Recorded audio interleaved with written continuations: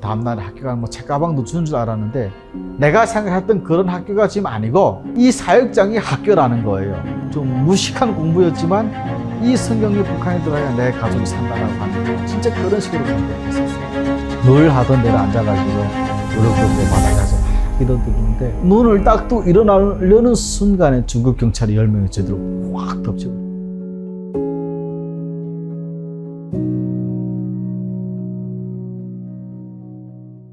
남자 2명이 나오더라고요. 이야, 몸도 이만한 거우 같은 사람들 딱 나와가지고 날 보고 영호 형제 오느라 고생했어요 하고 악수를 청하더라고요. 북한 사람이 그렇게 뚱뚱한 사람이 없어요. 진짜로 이만한 키도 1m70 넘어가고 몸이 이리 풍조 좋은 사람이 북한 사람이라니까 처음엔 안 믿겨지는 거예요. 나는 또 함경북도 사람이잖아요. 주강호 전도사님은 군사보문을 앞쪽에서 하고 고향이 평남도 사람이라서 말투가 유사하게 한국 사람들하고 비슷해요. 나는 당연히 그러니까 한국 선교사인 줄 알았지. 북한 사람이 우리를 책임지고 있다는 상상도 못했던 건데, 그래 가니까 어떤 아파트에 딱 들어갔는데 그날이 그게 주일은 아니었는데 온 사역장이 다 모이는 날이었어요. 그게 바로 이제 지금 내가 있었던 통도반에 미션홈이라 하는 곳에 딱 가는데 사람들이 왜 그렇게 많은지 한 60명, 70명 활활. 근데 거기서 이제 우리 성혜영 목사도 내가 만난 거고 성혜영 목사 어머들 내가 만나고 고생했다고 막 하는데 딱 보니까 남자고 여자고 어마어마무시하게 많은 거예요. 나는 그게 다 북한 사람인지는 몰랐어요. 나는. 그래 들어갔더니 언제 인사할 틈도 없이 일단은 앉아서 예배 드린대요. 예배야 산에서도 만날 드리던 예배니까 앉아서 드렸죠. 이렇게 드렸는데 나는 그 학교가 안 돼서 이제는 다음날에 학교 가면 책가방도 주는 줄 알았는데 내가 생각했던 그런 학교가 지금 아니고 이 사역장이 학교라는 거예요. 그럼 내가 얼마나 이제 속아서 따라가는 배신감이 막 들더라고요. 아침 됐는데 한 5시 한 40분 되니까 기상원 딱 하더라고요. 다 하고 입을 둘둘둘 말아놓고 머리를 푹 숙이고 다 해요. 그래서 슬쩍 하냐면 새벽 기도를 한대요. 새벽 기도 하나보다 일단 할 줄은 모르는데 따라는 했죠. 근데 기도는 무슨 기도? 1분 하니까 바로 골아 떨어져서 잠을 자고. 아침 됐는데 이제 밥을 줘야 될 거 아니에요. 근데 모두 밥 먹을 궁리를 안 한 거예요. 다 씻고 청소하고 옷을 다 깨끗하게 갈아입어요. 가만히 있다가 내가 왜 아침을 안 먹냐 했더니 여기는 아침이 금식이라는 거예요. 참 내가 그래가지고 아니 배고파 왔는데 뭘 금식을 왜 하냐 했더니 여기 규정이 그렇대요. 그래가지고 내가 딱 그럼 금식은 당신네나 하라고. 난 금식 안 한다고. 그 밥은 또 할 줄 알았으니까 가서 쌀 퍼다가 막 밥 해가지고 먹었어요. 난 아침을. 근데 밥을 먹고 딱 들어갔더니 그 녹음기 있잖아. 녹음기 하나 딱 넣고 성경 테이프 있는데 몽땅 또 성경 테이프 있는 거예요. 그걸 딱 넣고 창세기 1장부터 딱 돌리면 성경 제목이 쫙 번지는데 난 진짜 거짓말 아니고요. 딱 앉아서 4분 지나니까 눈꺼풀에 내려와가지고 도저히 앉아 있는 거예요. 갔더나 이제 막 활발하게 살던 애를 좀 어느 순간에 또 가다 놓으니까 이거 완전 죽기보다 힘들더라고요.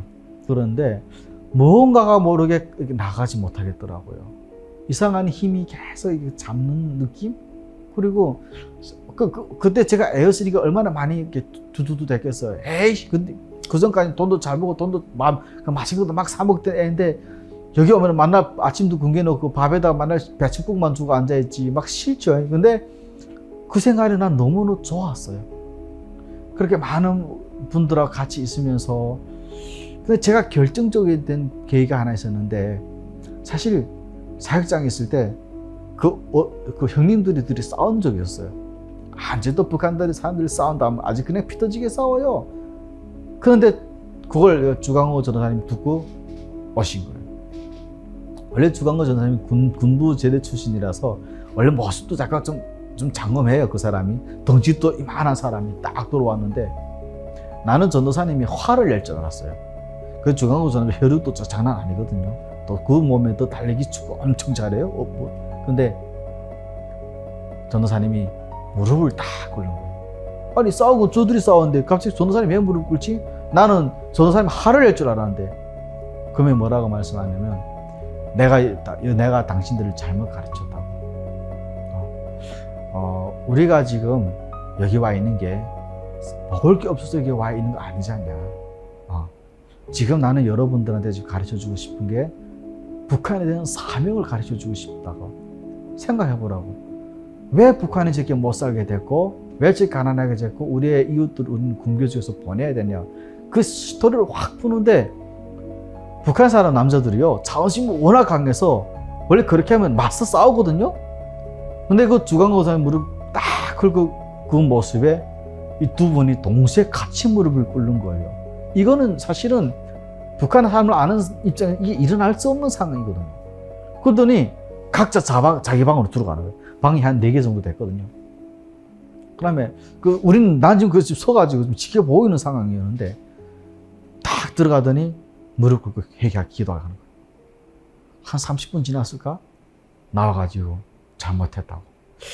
야, 그 모습들이 그 화해를 하는 모습인데 북한은 보통 뭐 아니면 도거든요. 술 먹고 화해하는 법 봤어도 맨정신에 이렇게 기도하면서 화해를 한다는 거는 나는 본 적이 없었어요. 근데 그 두 분이 그 하는 모습이 그땐 어린 나에게는 너무나도 아름답게 보인 거예요. 야, 사람이 저렇게 할 수도 있구나. 그때까지는 하나님은 잘을 몰랐지만, 야, 그래서 그게 어쩌면 저 마음한테는 혹 들어왔던 거예요. 아, 하나님 믿으면 저렇게 되는구나. 그리고 이제 하나님을 그러니까 우리 그 사역장 자체가 바닷가 근처에 그러니까 매일 철야 기도를 우리 주강을 몰고 나가신 거죠. 어쩌면 몰고 나가셨는데, 기도하면서 그 전까지 북한에 있었던 나의 모든 기억들 되살리는데 사실 아픈 기억이었어요. 저는 북한에 있을 때 7살 이후부터는 별로 좋은 기억이 없었고, 심지어 제가 제 손으로 막내 죽음을 이렇게 안았던 아픔이 있었기 때문에 기억을 하기 싫었죠. 근데 하나님께서 왜 북한을 저렇게 만드셨나, 그런 전도사님의 말씀, 그다음에 그런 분들의 가르침이 저는 스스로 내가 북한을 위해 기도하지 않으면 안 된다라고 하는 멍에를 지어지게 되더라고요. 저도. 그러다 보니까 그때는 어떻게 배웠냐면 우리는 이 성경 말씀을 배워서 북한으로 나간다. 그래서 나온 노래가 이 시간도 북한으로 라는 노래가 나왔던 거예요. 그래서 그런 말씀을 들고 그런 상황을 보니까 내가 어떻게 빠져나올 수 있는 것이 아닌 거예요. 그래서 하나님을 제가 직접적으로 만났던 인적적은 없었어요. 그 사역장 안에서는. 그냥 말씀을 보니까 구구절절 말씀을 다 맞는 말씀이고, 그래서 다만 북한을 봤을 때 그 북한의 사명감이라는 건 딱 그 포인트가 딱 들어오니까 이 복음이 북한에 들어가지 않으면 북한 사람은 다 굶어 죽겠구나. 그 북한에서 그때 다시 내 마음에는 이 성경이 들어가야 북한 사람들이 산다. 지금 기형적인 성경이긴 하지만 지금처럼 신학교 공부를 했어요. 뭘 했겠어요. 우리가 그런 거 없었지. 그냥 말씀만 보고 이 말씀 북한에 들어가야 북한이 살아난다. 이런 말씀인데 그래서 배우자. 그랬던 거예요. 그래서 하나님의 은혜를 지금처럼 촉촉하게 받은 그런 건 아니었는데 여튼 좀 무식한 공부였지만 이 성경이 북한에 들어가야 내 가족이 산다라고 하는 진짜 그런 식으로 공부를 했었어요. 여튼 그렇게 해서 시작했는데 점점 가니까 나도 이제 그 문화에 익숙하는 거예요. 그 이제 병 익숙하고 하루는 일요일 날 토요일 날 되면 온 사역장이 다 모여요. 한 7, 80 모이는데 근데 하루는 또 이제 어떤 여자를 전도사님이 대피기도를 시키는데 빼쩍 마른 그 여자는 딱 내가 봐도 북한 여자예요. 어디서 먹지를 못했는지 빼쩍 마르고 키 조그만 여자가 딱 나와가지고 기도를 하는데 갑자기 기도하는데 그 기도 소리가 너무 메아리처럼 울리는 거예요. 얼마나 기도를 잘하는지. 그렇게 눈빛도 봤더니 눈빛이 더 되게 초롱초롱하게 빛나요. 알고 봤더니 그분이 주강호 전도사님의 사모님이셨던 거예요. 후회가 생각하면 짝지게 이게 맞춰지는 거예요, 이게. 근데 어느 분이 날 보는데 사모님은 하루에 한 끼를 드신대요. 그 내가 있다가 어디 배 아프시대? 아니까 그게 아니고 하나님께 서원을 해버렸습니다. 이분이 그때 뭐라고 서원하셨냐면 하나님의 나라가 북한에 임하는 그날까지 나는 하나님 하루에 2끼를 금식으로 온 밤을 천례로 하나님께 드리겠습니다. 실제로 사모님은 오한 6시쯤 되면 바닷가로 나가셨어요. 나가갔다가 온 밤 천례하시고 아침 5시 반 6시에 들어오셔가지고 또 당연히 금식이잖아요. 그 정식 그때가 또 조금 눈 붙이고 나와서는 또 성경 통독하고 계시고 또 점심 먹고서리는 바로 통독을 했으니까 우리가 통독하시고 또 바로 바닷가에 나갈 이게 그분의 일상의 삶이었던 거죠. 야, 처음에는 여자가 그렇게 한다니까 되게 무섭더라고요. 야, 북한 말하면 되게 독한 여자다 뭐 이런 표현을 쓰는데 근데 나날이 가면 갈수록 사모님이 왜 그렇게밖에 할 수 없는지를 우리가 이해를 하게 돼요. 사모님이 평생이 고향이셨는데 두 분의 오빠가 계셨대요. 오빠가 계셨는데 오빠들은 너무 일찍 철을 들어버리고 북한 정권에 대한 반대를 하신 거예요. 그래가지고 그 모임을 만들었다가 한순간에 체포되셔가지고 가족을 잃으신 거예요.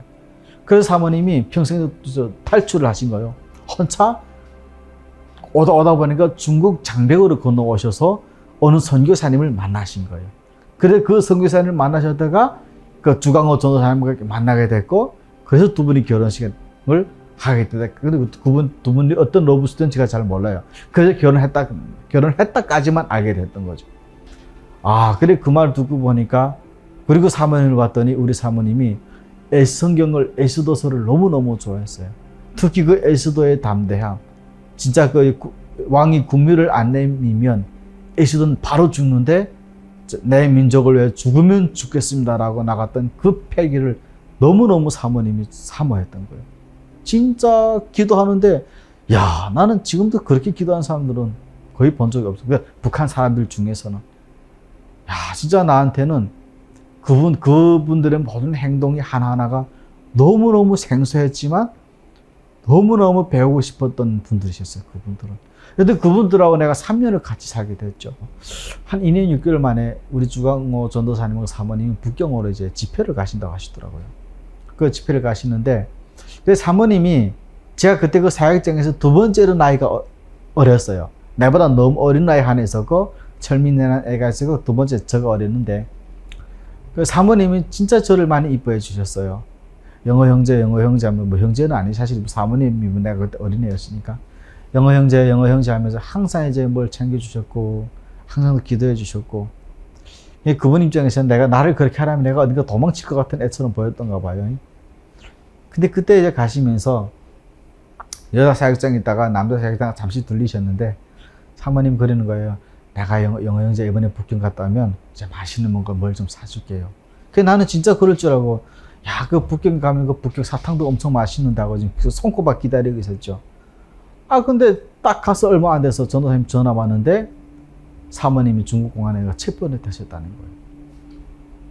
거예요. 야, 완전히 뭐라고 해야 되죠? 그런 거 보고. 완전 멘붕 이상으로 온 거예요. 그래, 딱 전화 소리 듣자마자 온 사역장이 3일 동안 금식 들어왔어요. 근데 그때 어른들이 그런 말을 저한테 하더라고요. 금식을 하는데 어찌 하나님께서 사모님의 기도를 받으신 것 같아. 우리 사모님 항상 기도가 순교적인 기도였어요. 하나님, 나는 하나님 품만에 가는 게 너무 좋습니다. 그게 그때는 아무렇지 않게 들렸는데 사모님이 잡히고 뚝 놓고 보니까 이 기도도 함부로 하면 안 되겠다 이거. 여튼 그분이 기도가 그렇게 순교적인 기도일 수밖에 없었어요. 근데 그때 당시 그 딸이 에스더라고 하는 이쁜 딸이 2살밖에 안 됐는데 근데 그런 어른들이 그런 말을 하니까 나는 내심으로는 너무너무 슬프더라고요. 그래 그때 들었던 생각 중에 하나가 아니 하나님 그래도 우리가 하나님 열심히 믿는데 하나님 우리를 지켜주셔야 되는 거 아니에요? 우리가 하나님이 나를 보호해 주실 거라고 만날 찬송가도 부르고 보험성가도 불렀는데 왜 하나님은 우리 사모님을 잡히게 하셨습니까? 라고 그런 기도를 드리기 시작했어요. 그래도 일만만이라도 희망이 있을 줄 알고 그래도 우리 전도사님도 막 예배에서 하는 기도 요청하고 많은 사람들이 뛰었는데 문제는 중국 북경은 당 중앙기관이잖아요. 중국으로 말하면. 중앙기관에서 도장이 딱 찍히면 이거 잘못 뇌물 받고 뺐다 잘못 걸리면은 그 뇌물 받은 사람이 숙청당해요. 그 누구도 손을 못 쓰는 거예요. 근데 겉면으로 봤을 때는 그것이 맞지만 하나님의 방법은 또 달랐던 것 같아요. 내가 봤을 때는. 하나님께서 그 길을 보여주셨구나. 이미 사모님의 기도를 받으셨구나. 그래서 사모님을 그렇게 먼저 떠나보내고 사모님이 가시고 한 3개월 후에 어떤 자매가 연락이 왔어요. 자기가 사모님의 소식을 갖고 왔다는 거예요. 그러니까 우리 주강호 선사님이 바로 나갔죠. 나가서 딱 데리고 왔는데 도문에 그 중국어 도문을 해서 언성으로 이송이 되셨는데 그 도문 감옥에서부터 그 사모님이 만났던 소리 참 말하는데 참 그때 우리가 뭐 저뿐 아니었고 모든 사역장 사람들이 다 울면서 그 감정을 들었어요. 그래서 근데 그때는 사모님 우리가 두 번 다시 못 본다라고는 저뿐 아니라 그 사역장 사람들은 다 알고 있는 상황이었고 더욱이 안타까웠다면 이것도 사람의 마음으로 안타까운 거는 그 딸 아이를 이제 잃었으니 사모님 잃었으니까. 그래서 이제 우리 후에 이제 그 자매님을 통해 사모님에 대한 소식을 듣고 우리 사모님 하나님이 받으시겠구나. 그래 이제 있고 그 전도사님이 딱 오셨는데 덩치가 이런 산 같은 사람이 헐쭉해 왔더라고요.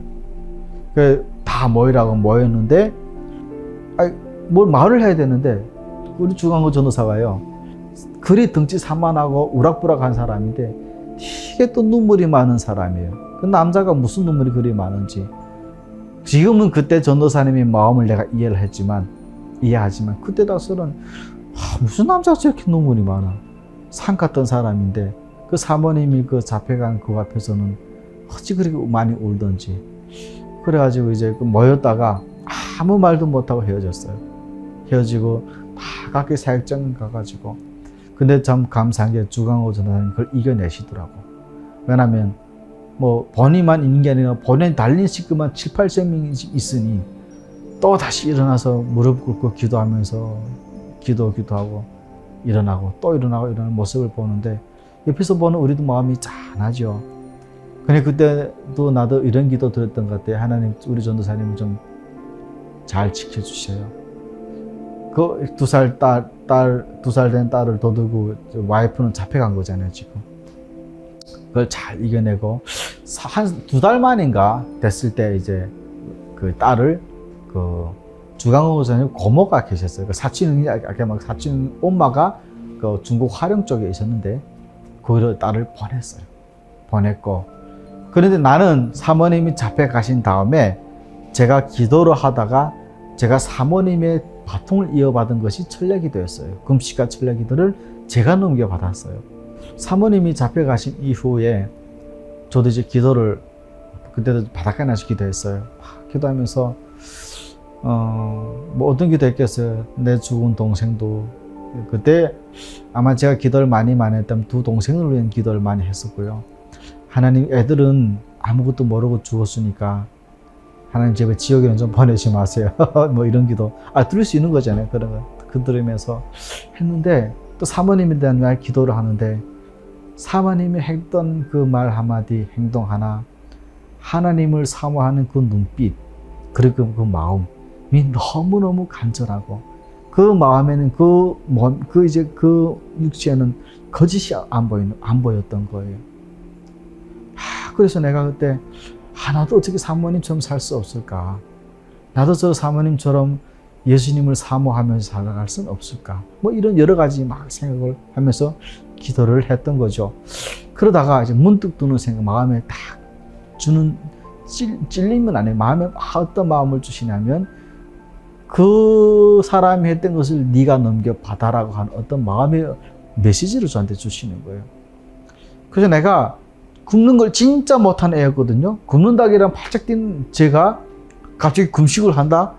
이거는 거의 말도 거의 불가능한 상태였죠. 근데 이상하게 1번 나가고 2번 나가고 3번 나갈 때마다 네가 해라라고 하는 음성을 주시. 그래서 내가 또 뭐 아무도 몰라가지고 그래 하나님 제가 할게요. 제가 한번 결단을 해볼게요. 해가지고 시작을 했던 거예요. 근데 그 전에 기도드리던 기도의 어떤 기도와 그 이후의 기도는 그 전과 이건 완전히 달라지더라고요.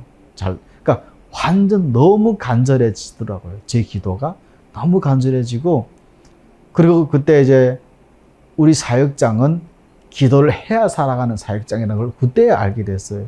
그리고 사모님 읽어보니까 우리 사역장이 이렇게 버텨올 수 있었던 힘, 그러니까 이렇게 7, 80년 많은 탈북민들을 그것도 북한 사람이 데리고 있을 수 있었던 가장 근본적인 힘은 기도에서 나오는구나. 그래서 알게 됐던 거죠. 그렇게 이제 우리 사역장에는 주강호 전도사님, 남자는 주강호 전도사님, 그 사칭님 3명 있었고, 여자로는 성혜호 목사, 저리 최혜성 전도사, 그러니까 연사에서 온 누님이 한 명 또 있었어요.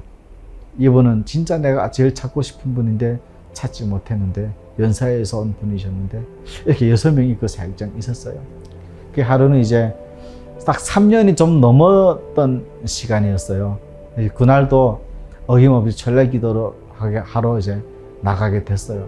나가지고 늘 하던 대로 앉아가지고 무릎 꿇고 바닥에서 막 기도드리는데 5시쯤 됐을 거예요. 이제 또 그렇게 모여 앉아가지고 마무리 기도를 드렸어요. 주강호 전사님 마무리 기도하고 눈을 딱 뜨고 일어나려는 순간에 중국 경찰이 10명이 제대로 확 덮치고, 그리고 중국말로